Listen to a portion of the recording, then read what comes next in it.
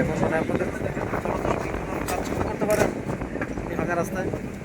আসলে আমরা ময়নারী বাসিন্দা। এই যে আমাদের রূপসা থেকে রূপসা ব্রিজ পর্যন্ত যে বড় রাস্তা,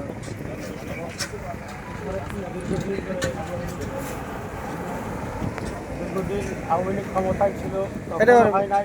দরকার নেই। এখন দীর্ঘদিন ধরে এই যে ভাঙা, আপনারা অসুবিধাটা দেখতে বলেন। পাচ্ছেন যে রাস্তার যে অবস্থা, হাজার হাজার লোকের চলাফেরা, হাজার হাজার গাড়ি যাওয়া আসা করে।